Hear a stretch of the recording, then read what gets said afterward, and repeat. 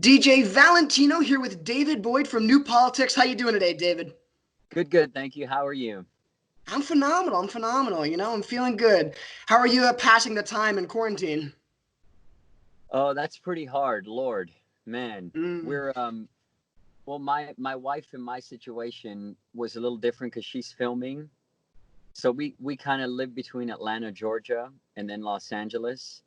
And she was filming in Mexico for Netflix. She's playing Selena, and I was up in LA. So we decided to just get a small apartment, and that me and our daughter could hang out, or be so would be close to her. We wouldn't be in Atlanta, and I could maybe get some work done as well, recording new material and stuff. So of course the quarantine hit, and she moves back from Mexico, and we're in an apartment with a 2-year-old.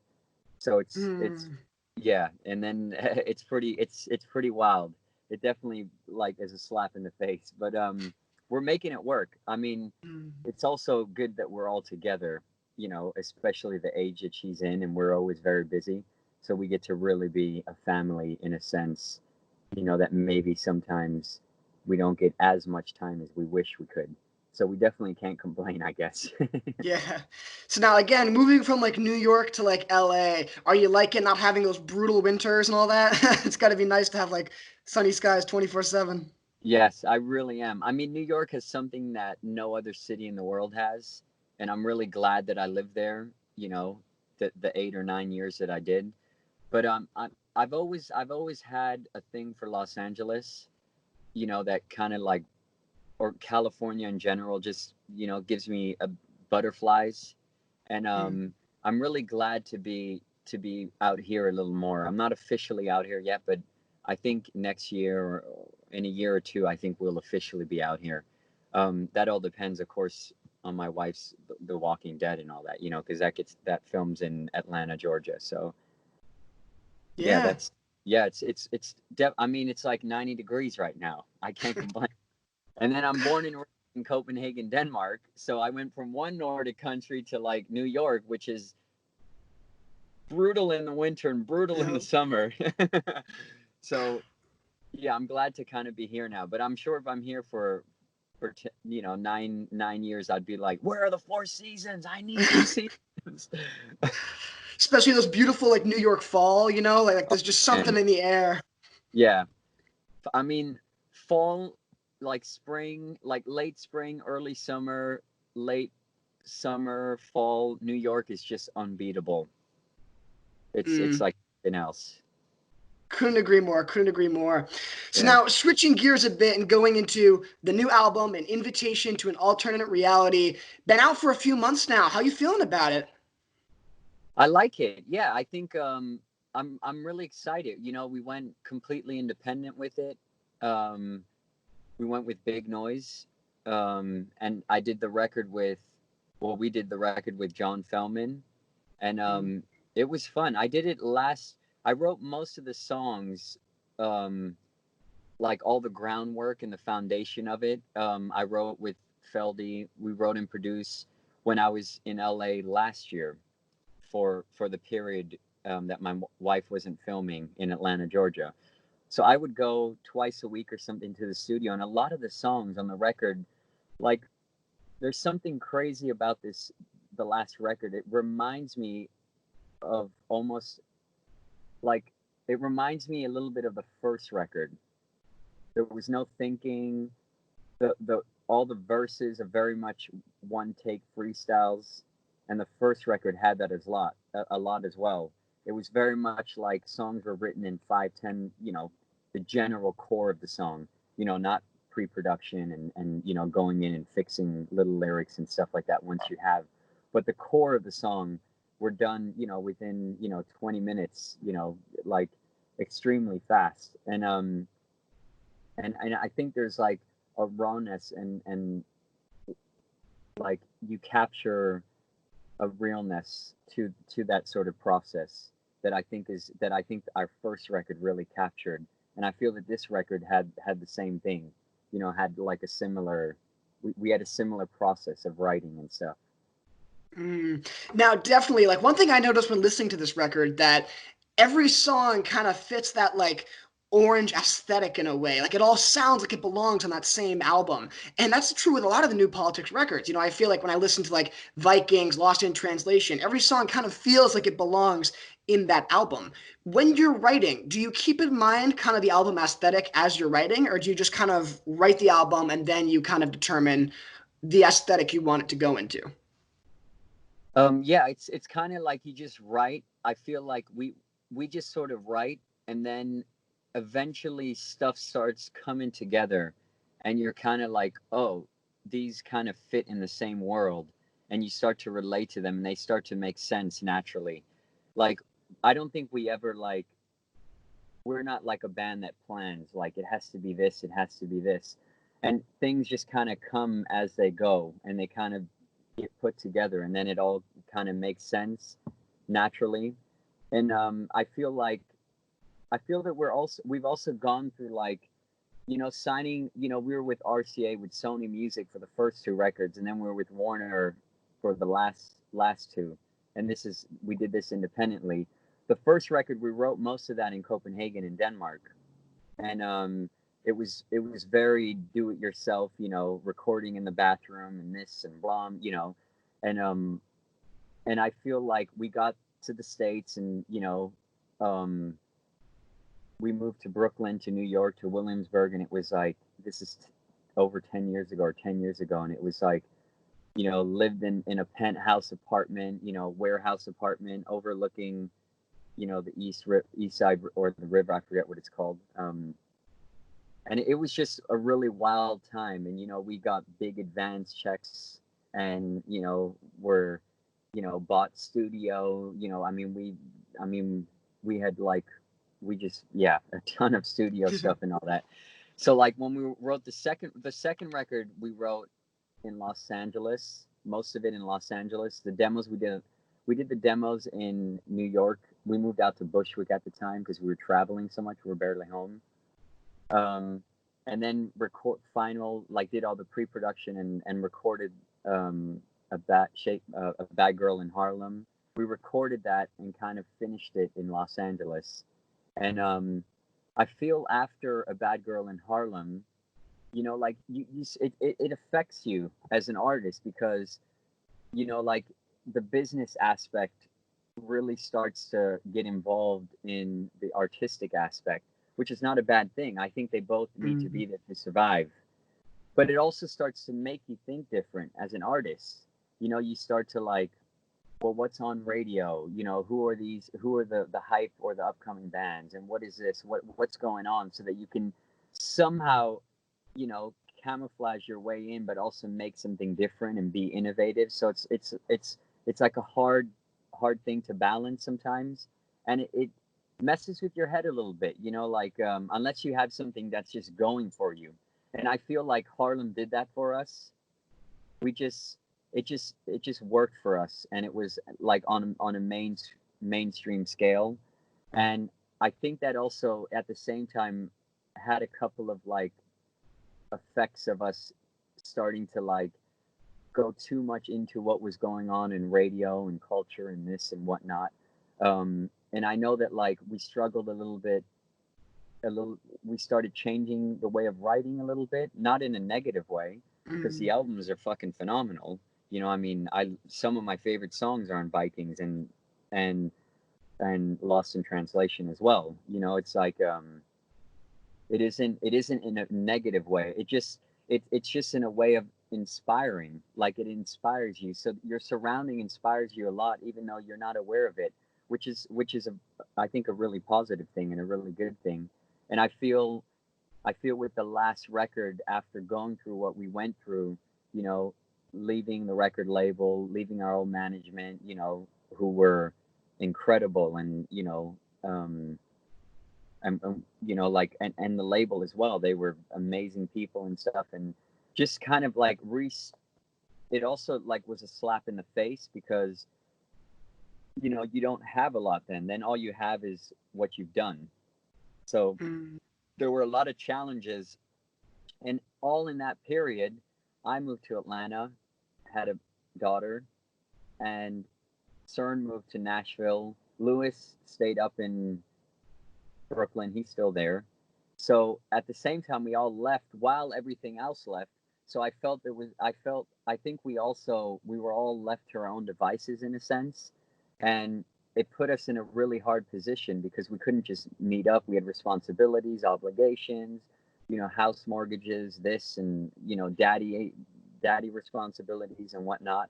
And I think that this, the last record kind of, like, we kind of hit rock bottom in a way, after doing the last four records and having that success and that mainstream, you know or that corporate kind of push and economy and whatnot you want to call it, and incredible experienced people that just know everybody and are good at what they do because they know it and they've done it for 10 years and stuff. And I feel like once we lost all that, we were kind of left a little bit alone. And this kind of just sparked on itself when we kind of had nothing left. We kind of hit a little bit rock bottom in a sense, you know. Not that we didn't have a lot to be grateful for, and not in a bad sense like that, but it was just a really hard period, and there was kind of nothing left to do because you couldn't compare what you were doing to anything because you had nothing, you had no one to go to. And that's where I kind of just, I just, one thing I've learned is, like, whenever things don't make sense, like, take a step back to a place where something makes sense, where it last made sense for you. And that was just writing music. Like, just write music because I need to do that regardless, regardless if it gets released or not. I mean, I have songs for days. We all do, it's like, and in that process, the answers come without trying, and you build patience, yeah, it's wild. It's wild. The process is really wild. And that's what sort of happened. And then I met John Feldmann, and that was where just kind of, we just clicked our energies and the way, like, very fast, just like not overthinking stuff and just kind of going in the moment and really being with the moment and what, and letting that magic kind of do the work for you in a sense. That's what kind of happened. And I wrote the first songs that or the first songs where it hit me, where I was like, geez, we got a record here, was when, after listening to, or after doing Suspension, Ozone, Bad for Me, like, there were 4 or 5 songs, and then there was a song called Holy Grail that didn't make the record. I should just release it. We should just release it. I mean, Yeah. yeah. And then like Live the Life You Love. Once I had those 4 or 5 songs, I was like sending the demos to Cern and Lewis, and I was like, guys, this is a fucking record. We should go, man. Let's just go. I'm like, on fire, this and that, and we all kind of got on fire, and we're all excited, and everyone came out, and we recorded and finished and fixed stuff, and did a couple of other songs, and then we did, yeah. So, and then the record just came together, and it was just a natural process, and it's been fun. Yeah, we were supposed to be on tour now, or coming up in a month or something, or next at the end of May. I can't remember. Oh, yeah. And there's a lot of other one-off shows that we're supposed to do, but everything's canceled. Yeah. Scary for the industry. I don't know what the hell's going on with the industry right now. It's like, I definitely feel that everything is like turned upside down, and like there's a lot of bands trying to, like, do press for albums they're releasing right now, but they can't tour to promote the album. So it's a weird area to wild. traverse right now. Yeah. Yeah. It's So like, now is the time to be really grateful if you have a really strong social media, which a band like now, us don't give a fuck about social media. So now another question that I have is, you mentioned again, this was like the first record that you were on this major label, and you just talked about how kind of terrifying it was. Like, and again, this is also the first record you're not on like DCD2, that marketing whole Yeah. thing. when did you realize, like, officially, like, did that almost nervousness go away? Like when did you finally feel confident, like, okay, I feel like I don't need to be, scared about this not being on the labels that we were on. I feel comfortable doing this independently, you know? When going back, like I said before, the minute I went back to writing just songs, like once Mm. once you see, if I'm in a place where I'm writing songs thinking of, this and blah, and how and business works, and how this and how to do this and be smart about that, then it just, I think there's too much interference, if that makes sense. But if you're just writing songs, the songs will do the work for you, and for that, for all of that in its place. Or like, it just it just naturally kind of falls into place on its own. And I don't know if things will ever be perfect or the way they should be, or how you see them in your head, but I know that it will lead you forward, and how much forward and where, that's also part of the excitement and joy of life, and Yeah. the grind and the hustle, and the challenge that, to yourself. So I feel like once a song started, just once we started writing like just without thinking, without like a purpose in a sense, we just wanted to write good music, like write stuff that was real to us, that like made us feel something. I feel like this record is very hopeful and expressive. It's a very expressive record, and the style of vocals, the style of it's very expressive. There's a lot there's a lot of emotion, like outpour. Mm. And I think that's like a good place where we sit as a band. I think that's like Yeah. our strong place, and that also shows in our live shows. That's what we're sort of known for as well. Or I think, that's what I get told. Yeah. And definitely, like, I hear it, like, especially, on songs like Unstoppable. Like, I've never heard your voice that, like, raw before, when you're singing it, Yeah. it just, you feel the emotion, as you said. Definitely. And another thing is, Comeback Kid was released in 2019 as well, but that wasn't put on the album. And I kind of see why with the vibe of the record. But when you wrote Comeback Kid, was that originally going to be for that fifth record, or did it just kind of write as a one-off song?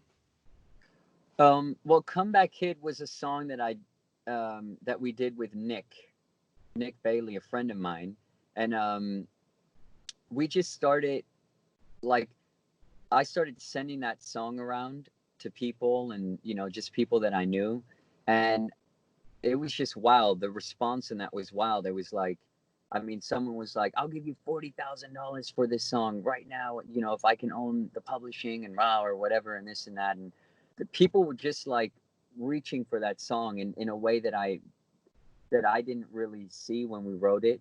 You know, um, and then ESPN took it for their sports, and there was like some other commercial and a TV trailer or something.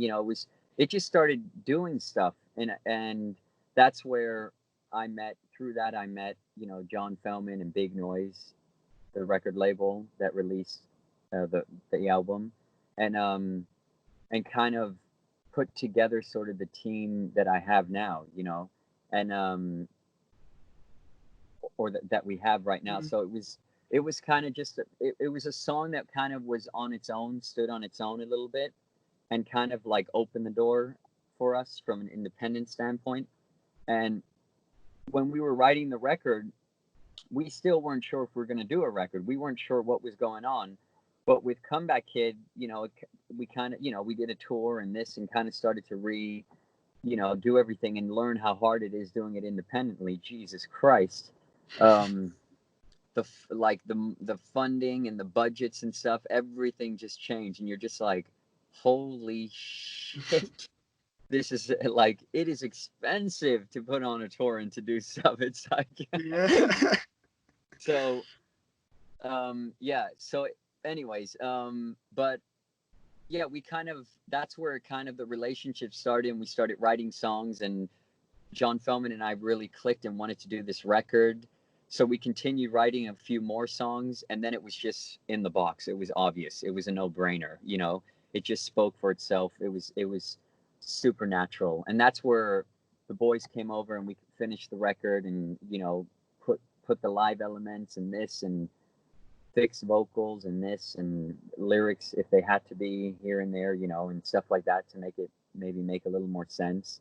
But a lot of it, like, I mean, with something like Unstoppable, like, you can just hear that it's completely imperfect. It's just like, and I can't really outbeat it. It's like, I mean, that's the same with like Suspension, a song like Suspension. It's Mm. like the entire song is a freestyle. Yeah. And it's like I'm saying something in French in the chorus, like,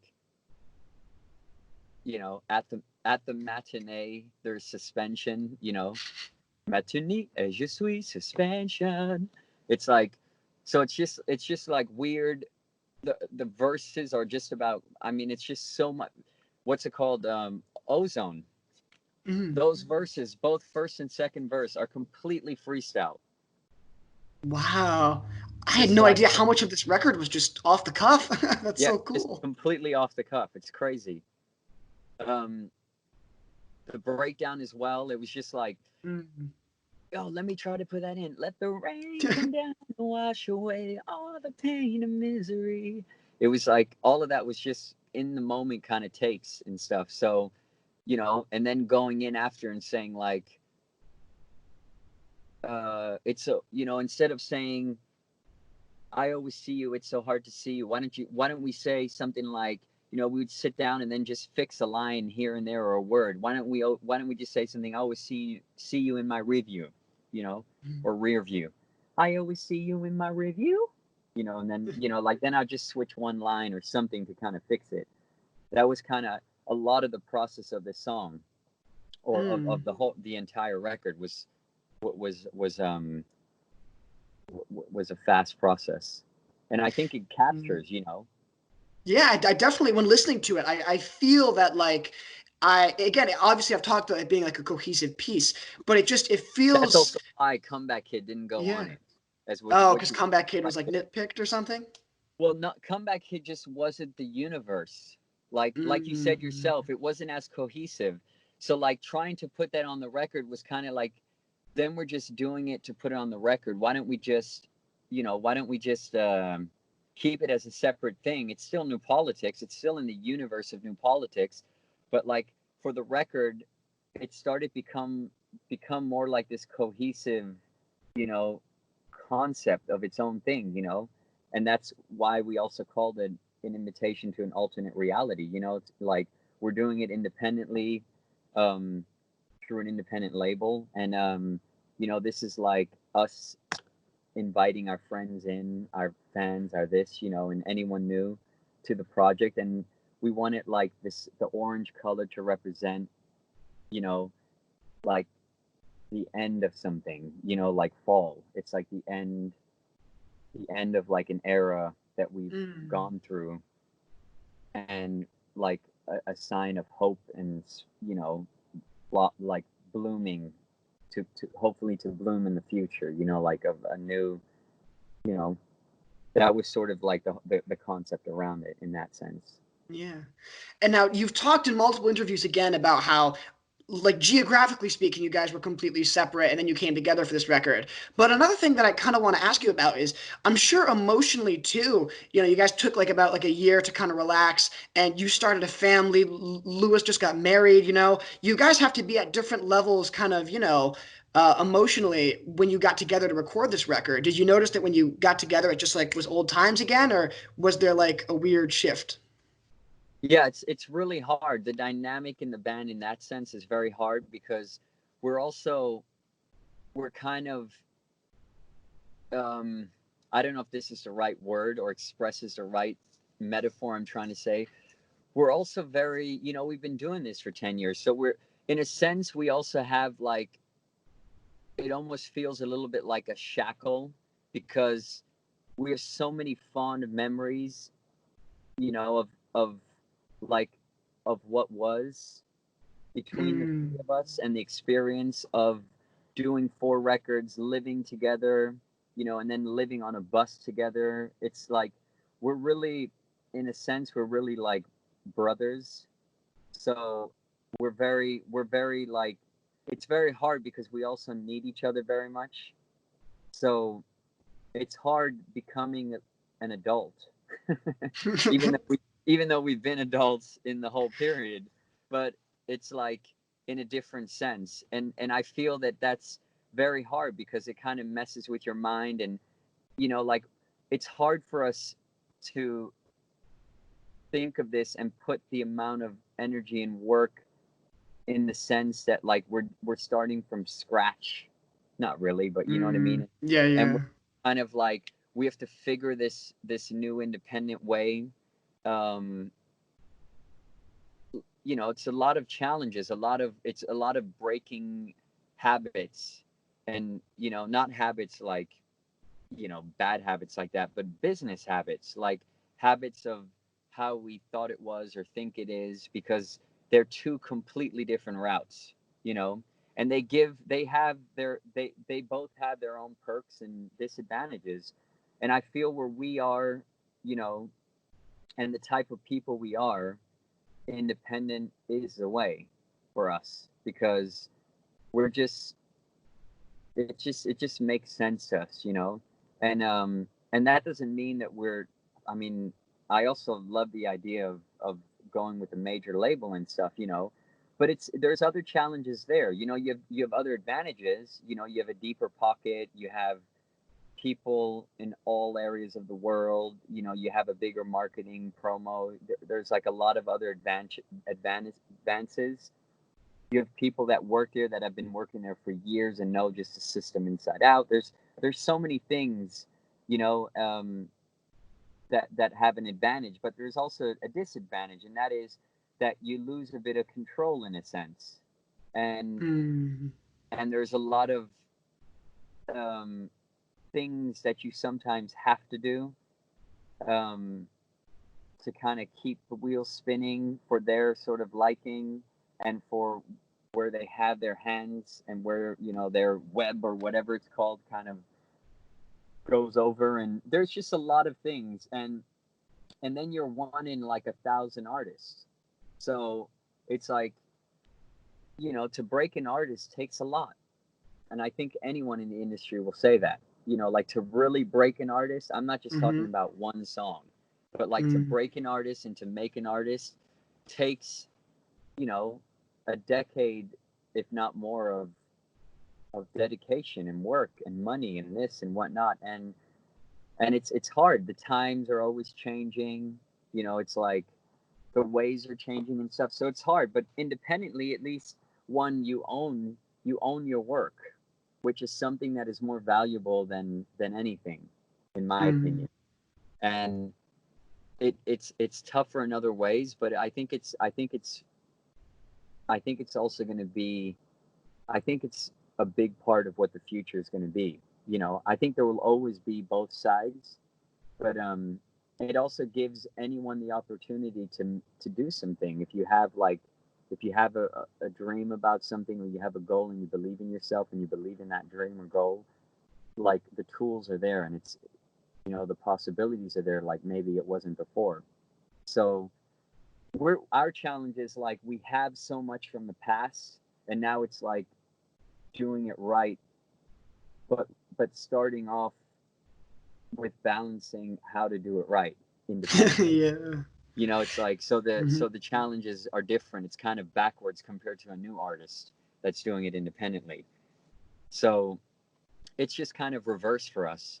But it's challenging. It's really, and especially with the times we're in with this, with the coronavirus. It's crazy. I mean, and I don't know. I think like, if I had to like put like a guess, it feels like the music industry is going to be the music and film industry, just the entertainment industry. I feel will be the last one to come back, because Mm. art is engagement, art is touching, art is feeling, like, art is vibration, and that's the closest you can get in human form. In a sense, it's like, so it's hard. It's wild for me to think like, I don't know what we're gonna do in the entertainment industry, because it's like the live aspect, going to a concert, and you know all of that kind of stuff, like merchandise, getting pictures with the fans and signing and this, and having a Mm. bit of a personal, real like a sense of real contact, or a sense of experience of songs that you like, together with friends or family, or this, or in the surrounding of what the live music brings. That to me is just wild. I mean, I don't know, or with film, like, Mm. you have to touch, you have to fight, you have to kiss, you have to make out, you know you have to do everything when you act. So it's like, how is that going to work? Like, how are they going to get that? And we're not even talking about like behind the scenes stuff. Yeah, all Like, the crew people in film, all the the camera, the boom mics. It's unbelievable. yeah, like, just, I mean, like, you go to like John Feldman's place, and it's like there's three engineers, there's Feldman, and then if a lyricist or a musician is in to help, with you know sugarcoating stuff and whatever, bringing just like an independent point of view, to the project, it's like all of a sudden you're like, nine people in a room. If you're a Mm. band, nine or 10, probably 12. It's like, so it's like there's a lot more to it. When you're on tour, there's like an entire crew with you, Mm. and you're sleeping in bunks. You're like, you know, those people are, we get to a venue, and the venue has a crew as well. And then they work with our crew, and they set everything up, and there's contact, there's touching, there's this, there's like, so like that side of things, I have no idea what's going to happen. I mean, now I feel like there's a lot of, I mean, all the artists are now just, you know, on live, just constantly on live, because it's the only outlet, it's the only thing they have. So it's like, Mm. and there's a bit of like is it out of confusion, is it out of desperation, is it out of like maybe a mix of everything, but it's also like you can't deny that an artist needs an outlet, you know Mm. it's like, Yeah. yeah, you need an outlet. And how do you connect with the fans, like fans and people? Like, we all need things that we can, you know like a sense of therapy, like disappear a little bit from reality and stuff. And art and all of that is one of the ways, reading, painting, doing things, or looking, films, this, it's like that's such an important part of life, I feel. And I And like feel like, another thing that you, oops, sorry. no, no, go ahead, you were saying. Another thing that you touched upon was like all music is vibrations, and like that's why some vibrations it affects us and all that. And when you're doing these live shows, you feed off of the crowd, and then the crowd feeds off you, and it's this awesome like cycle. But when you're doing these Instagram live, it's really hard because it's just kind of you alone, like maybe with the phone.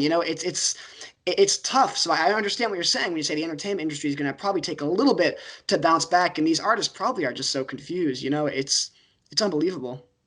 Yeah, I mean, it is what it is. And I mean, as humans, we adapt and we move forward. That's just in our nature. But you're right. It's hard. Yeah. I don't know I have no idea. What the future will bring, and I just have a sad feeling that the entertainment industry is going to be the last one. You know, Mm. um, to kind of figure it out. Hopefully not. But I mean, I just don't understand. My dad works with OSHA. I think it's called OSHA. Like hygiene or medical, Yeah. um, Yep. like all of that kind of stuff. That it's up to standard with the Mhm. federal laws and stuff. And in California here, and he was telling me that it's like now what's starting to happen is like people are trying to open their businesses and this and whatnot so badly that they're, like what's happening is that a lot of that is now falling under medical kind of law, because it has to do with disease and transmission and this and whatnot. So like in casinos and stuff like that, they're going to start doing like slot machines 6 feet apart and have like rules, just like you go into a grocery store. You know, there's like stickers 6 feet apart, and there's, like you get in and all the railing is, constantly being disinfected and wiped down, and people are wearing gloves, and you have to like follow a trail now, and he was saying they're just going to start taking those sort of precautions and implementing them into businesses and into casinos and whatnot. And there'll be like, they'll have to hire X amount of people just disinfecting. So like you'll go to a machine slot and you'd be there for X amount of time, and when you leave, there's like 3 people that come and fully disinfect it for the next person. I mean, there's all kinds of things that they're doing now so that like that they can start opening up and produce, because I mean the amount of money being lost is like on a casino, like an average casino, I bet you is in the millions a week or a month. There's got to be, but like that's crazy, because that has nothing to do with medical, and now it's going to be something that it's just going to change. And I wonder if that's going to happen for everything. Like, is there going to be now a trained medical person at a grocery store that has to enforce and make sure that all of these things are like Yeah. correct, legally correct, for reasons to prevent this and this and whatnot. Like they have those like plastic boards now, but how are you going to do that at a fucking concert? Like, It's tough, especially when you're all like packed in. Like, there's no way. It's yeah, and probably going to that's be the part of last a to. concert. It's Mm. like part of the is it's like it's the realness. It's like it's the livelihood of all those things, of touching, feeling, of laughing, of screaming, of crying, of laughing, of joy. Like all those sort of things are just like Yeah. the heat, the this, the it's like all of Yeah. that is like, I mean, damn Christ. And that's another thing is you mentioned the realness. That's one of the reasons why I personally love concerts is also the live music, but like just the real aspect of seeing these artists in front of you putting on a show. Like I don't really, I'm not watching a lot of the live Instagram stuff because it's like it feels a little less like real to me. If I wanted to watch a live video, I could go on YouTube and see an artist like live concert at this place or that place. So it Yeah. just it robs it of that genuine nature. Yeah. No, you're right. And I mean, I've seen some of these live things just out of, curiosity, and when they're there on my feed, when I'm on. And I mean, it's beautiful in terms of like how amazing some of these artists are. Like, Oh, it's definitely. really interesting to see, like, when some of these artists, like, some of the big artists, they get all the views and stuff like that, they're like beautiful voice, like incredible, just incredible pitch and this and the technicality and the character and voice, and how amazing the songs really are when they're stripped down, how good they are. And Mm. it's really amazing to see that, but it's just all the same.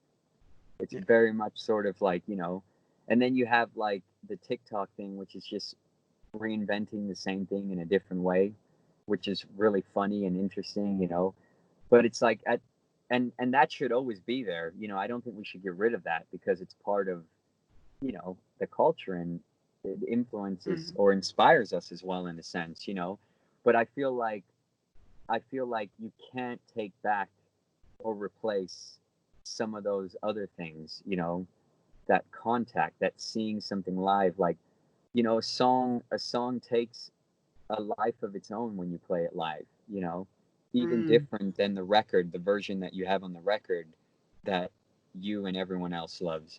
If you as a fan or a listener, or you even as an artist performing, that's one of the things I love about going out on the road and on tour, is that like knowing, like, damn, I wonder how this song, like, I love, like, I'll be like, this song is one of my favorites. It's like, I love this song. I wonder how this is going to go off live.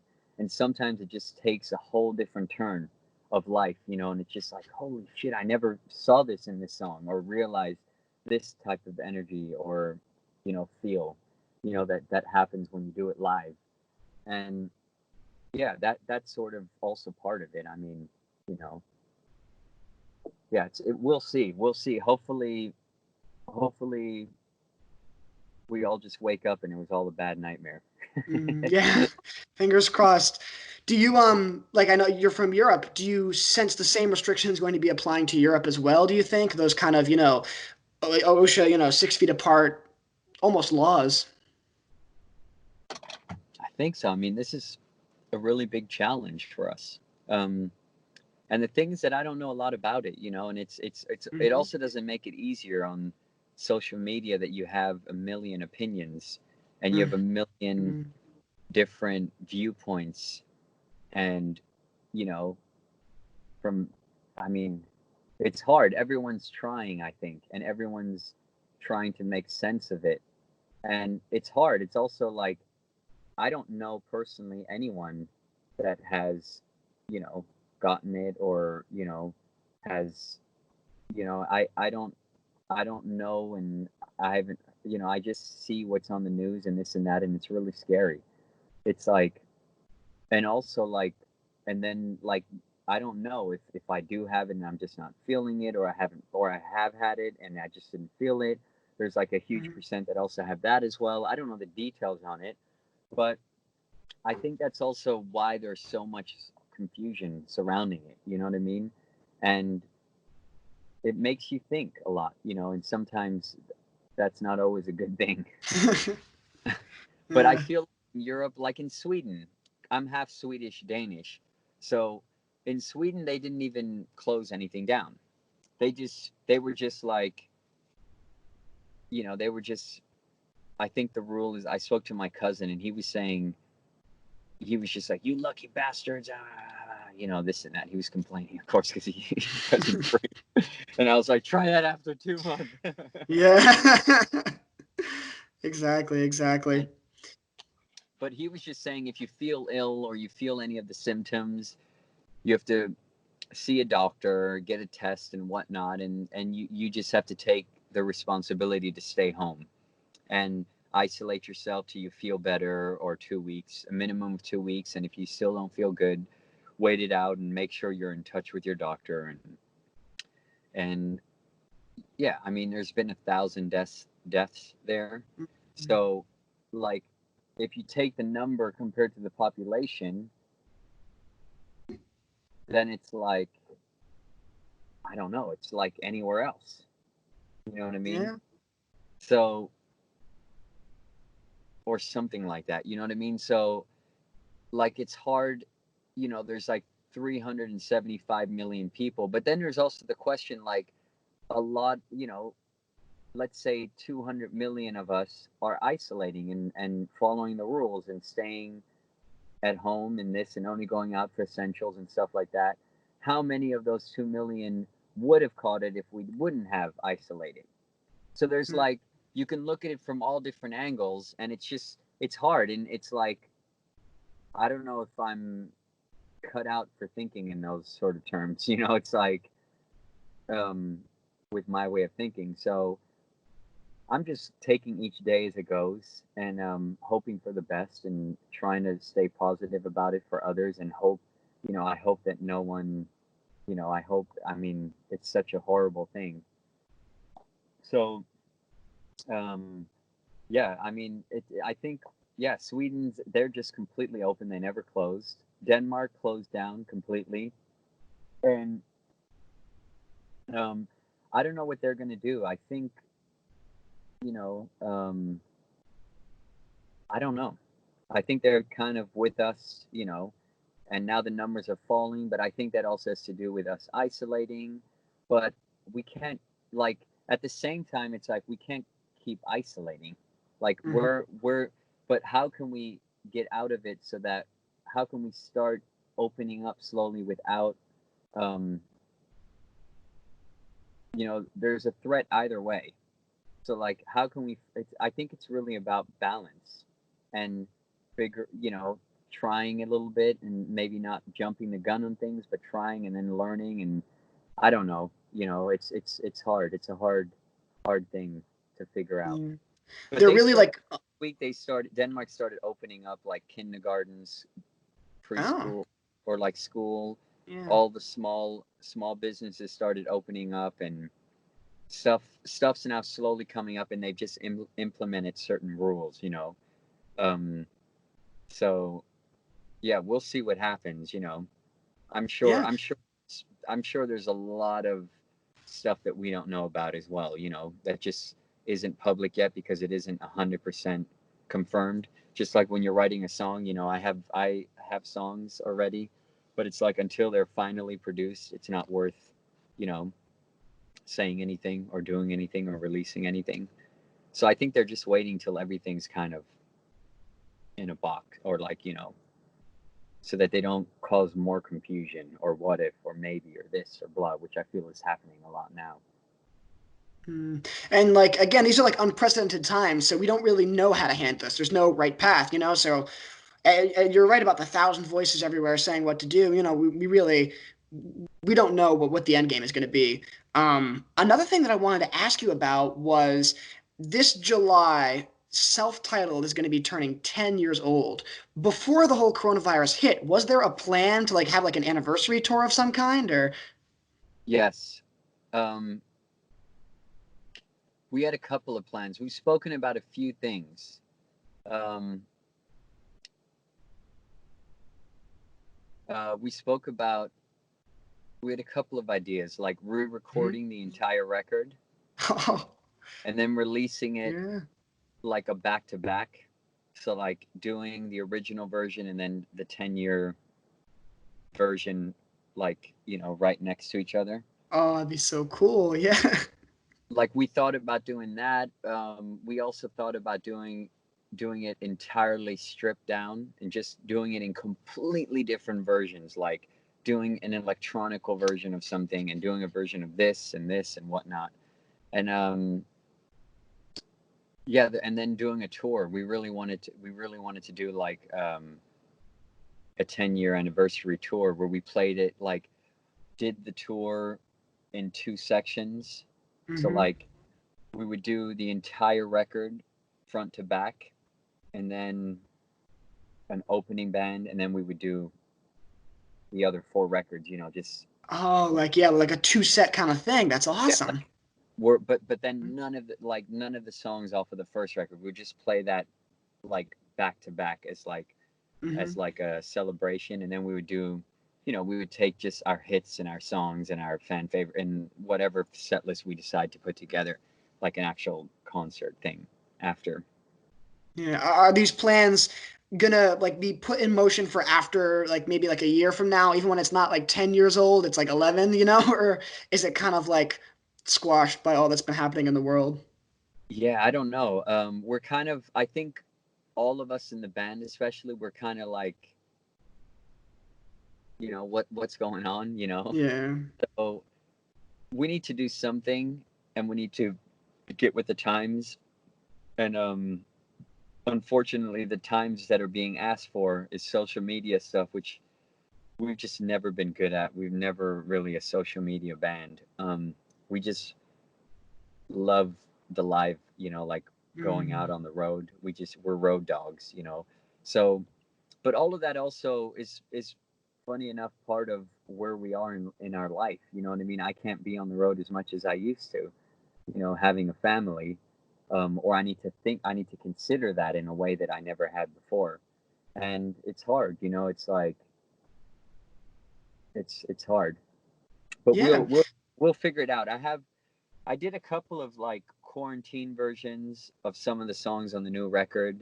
Um, and then I've just been working on a lot of new material. Um, Mhm. but otherwise, yeah, I should probably release that stuff. I should do some quarantine versions that are just like kind of ballad versions of of the record. I could do Unstoppable as a ballad. Mm. Ah, lights out, camera. I love it. I love it. So I've got just like a few more questions for you. One of them, I'm going to take it a little bit back a few years. As I've mentioned before the interview, I've been following you guys for like 8 or 9 years already. I've really watched, your career grow and blossom and become who you are today. And there's one question that I've been holding on to for the last 5 years.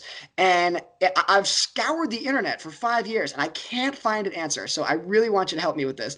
Vikings, the very last song, Strings Attached. You have the strings attached, and then you have like 3 minutes of silence, and then you have the little rap portion, and then you have another 3 minutes of silence. I mean, it's awesome, but I'm just so confused. Where did that come from? It's been driving me crazy for 5 years. I want to know. All right. We've ever since the beginning, CERN and I have been writing like, I mean, we used to spend 8 hours in the studio a day. So like in 8 hours, I mean, you just do a lot of shit, you know. And one of the things that we would often do is we would, you know, take breaks, or if we had like writer's block or we hit a wall or something, or we were just, I don't know, drunk or whatever, we would do we would do techno songs or hip hop songs, but like we would do them in a joking, sarcastic way, and we just do a bunch of weird stuff like that. And that was like that was two of those songs, and we had so many laying around, and we still do that. It's like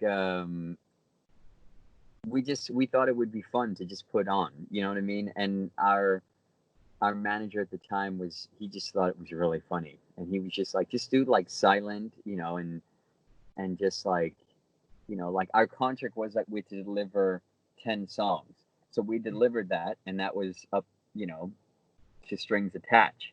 So as part of it, we were just like, well, why don't we put silence and then put like some dumb recorded stuff, and that's all it is. It's like recorded stuff when we're at home drunk on a Friday or something, and we're hanging out in the studio, and then we say some shit and we're laughing and we're talking, or we're playing with auto tune or something. You know what I mean? And we're just like, Yeah.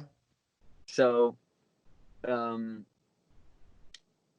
yeah, those two songs are that, and Yeah. that one hip hop song. It was just we were joking around, and it was just me freestyling over this beat, and then I was and I was joking about it's a long internal joke, but anyways, gold nuggets, and that's where bitch I'm gold came from. So Oh, that's so funny. I love it. I love it. And again, like the first time I ever heard well, even before then, one of the things I love to do, and when I see new albums coming out, I like to look at the song lengths. And I don't know why it intrigues me so much. And like going through, oh, like 2 minutes, 53 seconds. Oh, 3 minutes, 36 seconds. And when Vikings was for pre-order, I saw 11 minutes on no strings attached. I was like, what is this going to be? And I put it on for the first time. I was like, oh, okay. It was so cool. Oh, I'm so happy I finally know. it's completely unserious. It's just a side of Yeah. us that like just a jokey side of us. And we had Mhm. those two songs, and we had some recorded stuff and all that. It was just funny, and we put it together. And we were gonna do three originally, and then it was just like, whoa, that's a little too much. Two's already too much. So it was just fun. But funny enough, bitch, I'm gold, which is just a complete joke.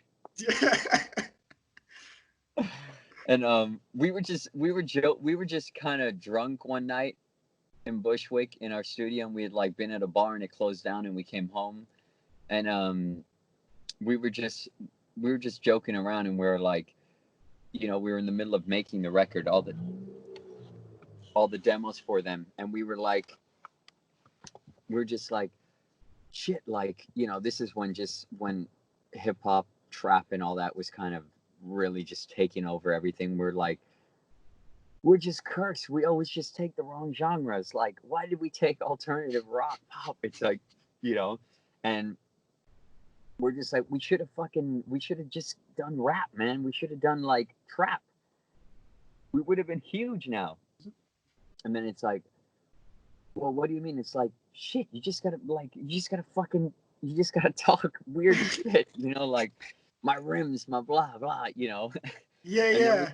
we were just joking around doing that. And we were like, bitch, I'm gold, shining bright as the motherfucking sun. And we're just, of course, because there's no way we could rap Yeah. like that. So we were just joking about it, And I being love like the silly. t-shirts, bitch, I'm gold. I love those.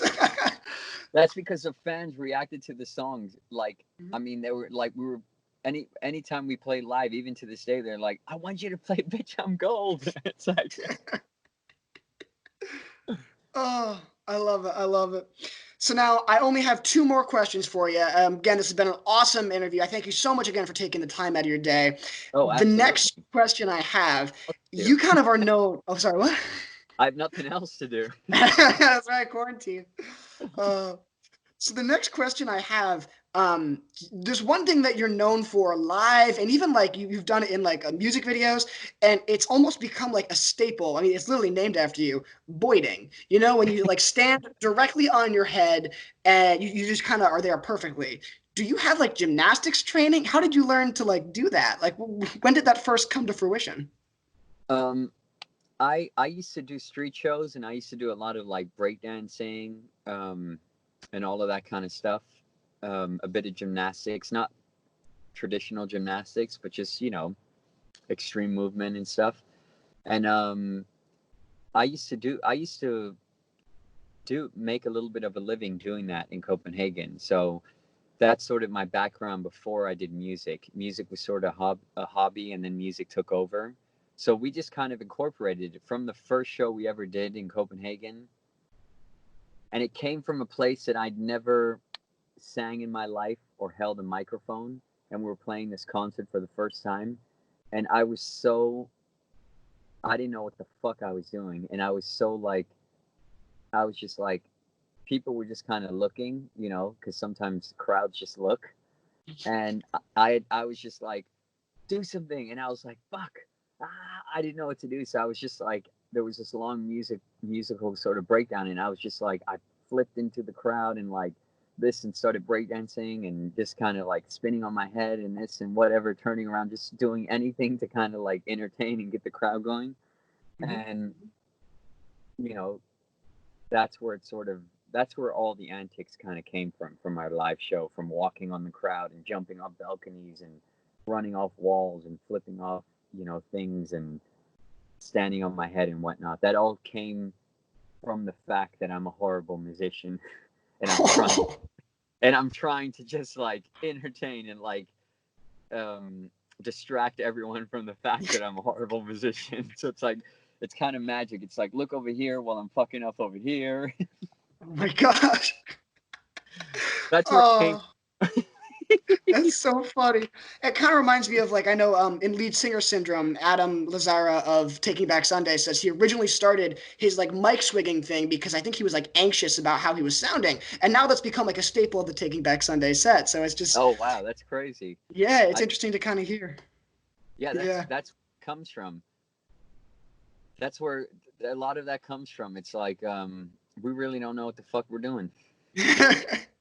And I love like you even did like a whole music video, like the Harlem alternative music video. It's just you Oh on your yeah, head all across the world, like all across the country, just you. I fucking hated that. It was just And like there were some spots like on concrete. I was like, that doesn't look like it's comfortable. oh That man. looks like it hurts. Oh, I literally have a little like cone bump. It's just like a Wow. callus. Just like the bone here is extra strong. And it already was, but after that Boyding thing, I was just like, we were on tour, so I would do one at every city, every place, and it was uh, it was pretty wild. Like there were times where I was just like, ah. It's like I need a break. Christ, it's just too much. That's so funny. You have some musicians being like, "Ah, my fingers hurt. I've been playing guitar so much." Yeah, And then you're like, "My head, the top of my head." yeah. I love But it. I love it's it. the exact same feeling as when you like learn to, you know, You first, play yeah, like guitar. you're. Yeah, Mhm. That's so I cool. That's still so get it unique. whenever I go on guitar. I love it. Now, my final question is obviously WSOU 89.5 is reaches all of New Jersey and most of New York City. And so being in that tri-state area where you're from, what is like one of your favorite things in New York that you can only like get in New York? What's your favorite part of the experience of this either New York, New Jersey, tri-state area, surroundings?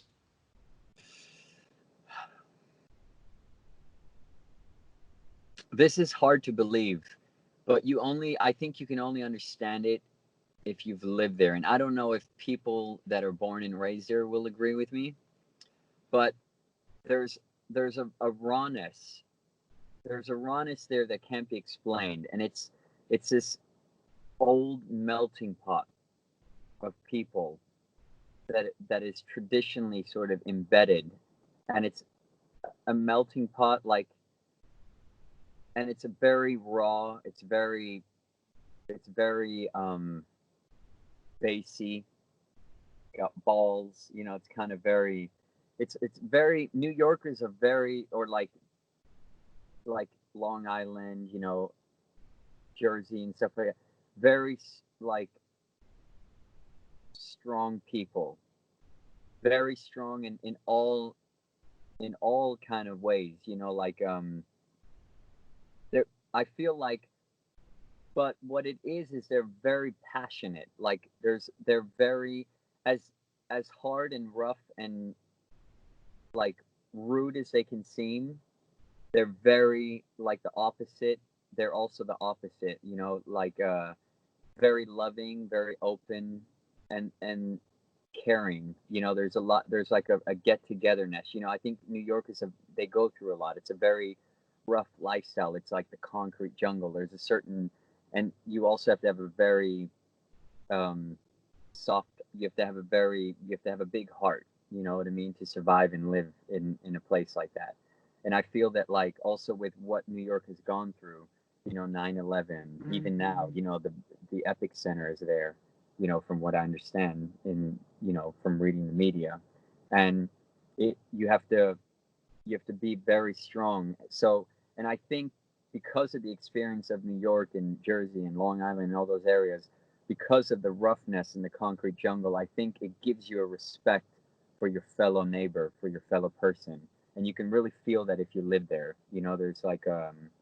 There's like underneath underneath the strong and rough sort of feel, there's a very tender tone, that I feel like when you live there, you really see, which is beautiful. It's really beautiful. Definitely, I know. I moved from Rhode Island to New Jersey and New York, and while it was definitely a little bit of a culture shock at first, I noticed that no one is really like two-faced there. They mean what they say, and they say what they mean. It's Yeah, such an honest culture.